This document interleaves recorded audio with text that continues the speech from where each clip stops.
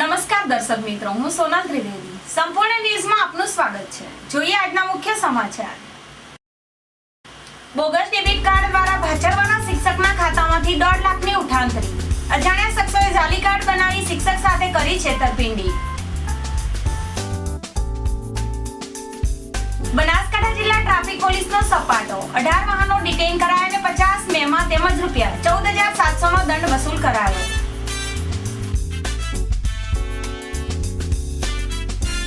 વરસાદી જમાવટના પગલે બનાસની ધરતી તરબોળ. વિરામ બાદ પુનઃ જિલ્લામાં વરસાદની ધમાકેદાર એન્ટ્રી.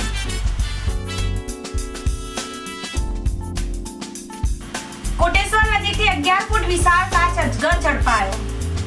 ડીસાના નવીન બસ સ્ટેન્ડમાં નાક દેખાડતા મચી નાસભાગ.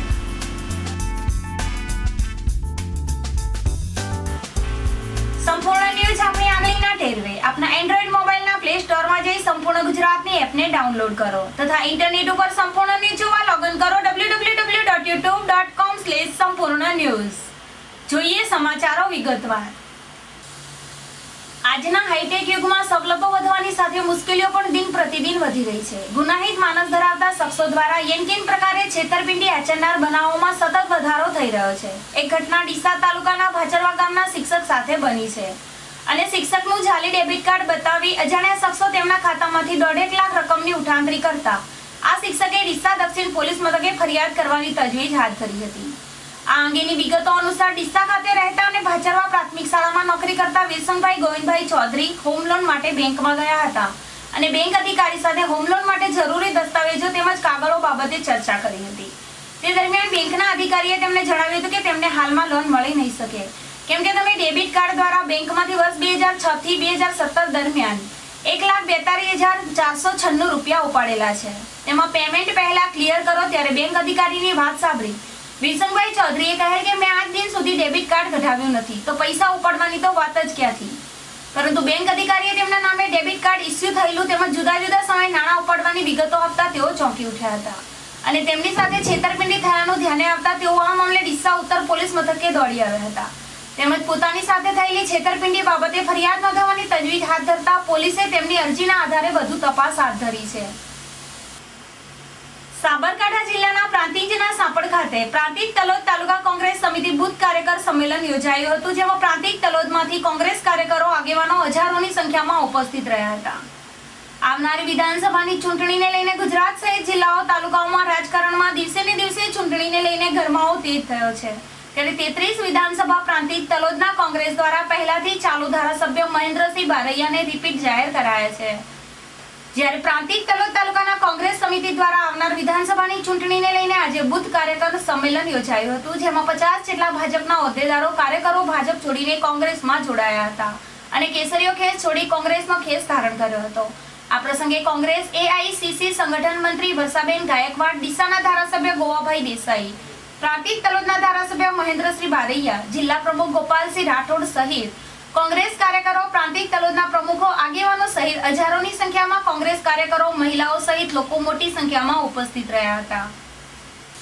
બનાસકાંઠા જિલ્લામાં ખાનગી વાહન ચાલકો ટ્રાફિક નિયમોનો ભંગ કરીને દોડતા હોય વાહન ચાલકોને ટ્રાફિક નિયમોનું ભાન કરાવવા માટે આજે જિલ્લા ટ્રાફિક પોલીસ દ્વારા વાહન ચેકિંગ ઝુંબેશ હાથ ધરવામાં આવી હતી જેમાં 18 વાહનો ડિટેન કરાયા હતા, 50 વાહનોને એનસીએમાં અપાયા હતા અને રૂપિયા 14,700નો દંડ વસૂલ કરવામાં આવ્યો હતો જેને લઈને વાહન ચાલકોમાં ફફડાટ વ્યાપી જવા પામ્યો હતો.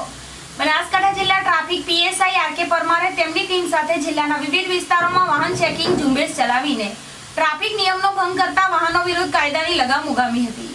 અંબાજી પોલીસ સ્ટેશન વિસ્તારમાં આઈપીકો કલમ 283 મુજબ 4 વાહન ચાલકો સામે ગુનો દાખલ કરાયા હતા અને ઝુંબેશ દરમિયાન કુલ 18 વાહનો ડિટેન કરાયા હતા તેમજ 50 એનવી એક્ટ એનસી અને 14,700 રૂપિયા વાહન ચાલકો પાસેથી દંડ વસૂલ કરાતા ટ્રાફિક નિયમોનો ભંગ કરતા વાહન ચાલકોમાં ફફડાટ વ્યાપી જવા પામ્યો હતો. બનાસકાંઠા જિલ્લામાં ચોમાસાની ધીમા પગલે જમાવટ થઈ રહી છે જેમાં મેઘરાજા વિરામ લઈને વરસી રહ્યા છે જેના પગલે બનાસની ધરતી વરસાદી પાણીમાં તરબોળ થઈ ઉઠી છે. ચાલુ વર્ષે મેઘરાજા જાણે બનાસની ધરા ઉપર મહેરબાન થયા હોય છેલ્લા 15 દિવસથી એક ધારા મન મૂકીને વરસી રહ્યા છે જેમાં 2-4 દિવસે 1-2 દિવસનો વિરામ પણ લેતા હોય ઉગાડ નીકળે છે અને બાદમાં ફરી પોતાની હાજરી પુરાવતા આકાશમાંથી કાચું સોનું વરસવા માંડે છે. જે વચ્ચે 2 દિવસના વિરામ બાદ આજે ફરી પાલનપુર સહિત જિલ્લાના વિવિધ વિસ્તારોમાં મેઘ સવારી થતા ચારો તરફ વરસાદી પાણીના ઘોડાપૂર ઉમટ્યા છે। જોકે બનાસકાંઠામાં છેલ્લા 15 દિવસથી ચોમાસું માહોલ છવાયેલો છે, તેમ છતાં બફારાનું પ્રમાણ ઓછું થવાનું નામ નથી લેતું, જેને લઈને લોકો અકળાઈ ઉઠ્યા છે। જે વચ્ચે આજે વરસાદ ખાબકતા વાતાવરણમાં ટાઢક પ્રસરતા લોકોએ રાહત અનુભવી હતી।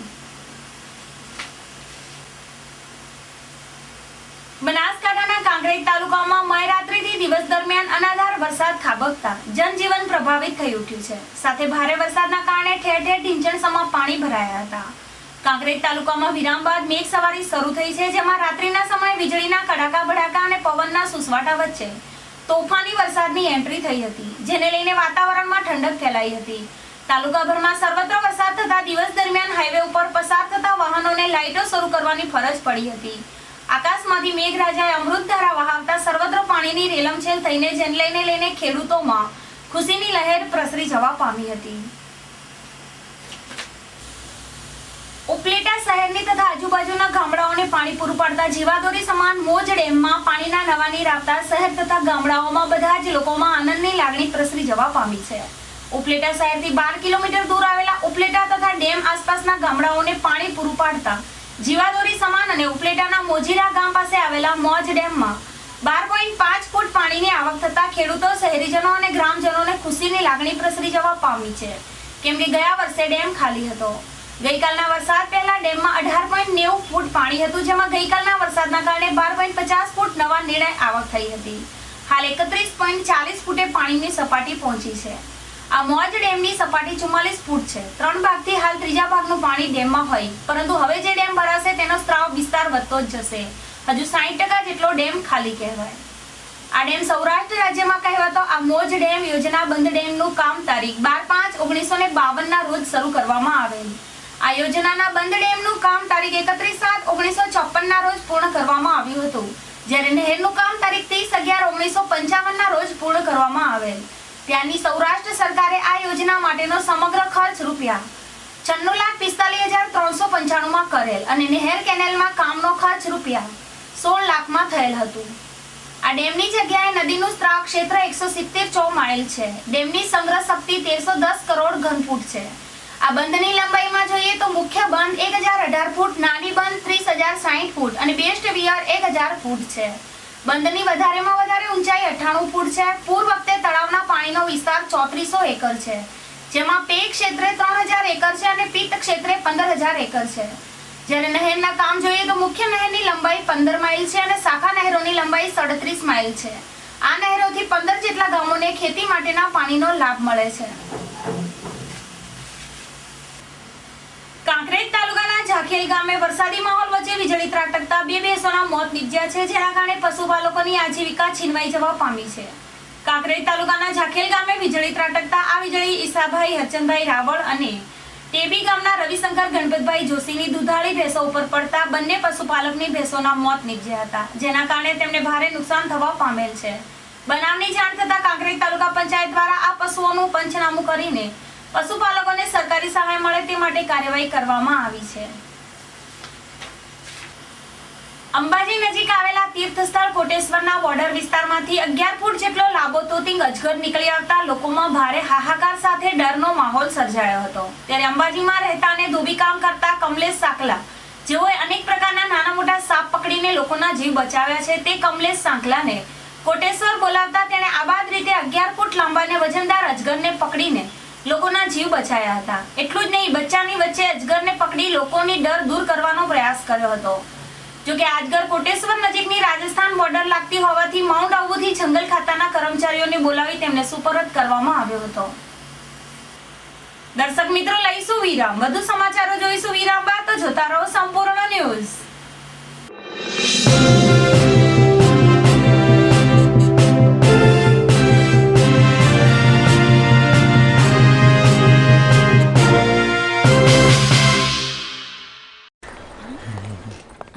Good morning sir. मॉर्निंग? आप लेट हैं। सॉरी सर, बहुत जरूरी काम था। जरूरी काम? इससे भी जरूरी? आज मेरा आज मेरा जन्मदिन है sir. Oh, happy birthday. Thank you sir. घर पे मम्मी ने आरती उतारी होगी। केक मंगाई इनके लिए? केक चॉकलेट वाला? सर, हर साल मैं अपने जन्मदिन पर क्या लेट आते हैं? नहीं सर, हर साल मैं अपने जन्मदिन पर ब्लड डोनेट करता हूँ। आप बैठिए ना प्लीज। किसी की जिंदगी आपकी वजह से रक्तदान करें। सोचिए मत, करके देखिए, अच्छा लगता है।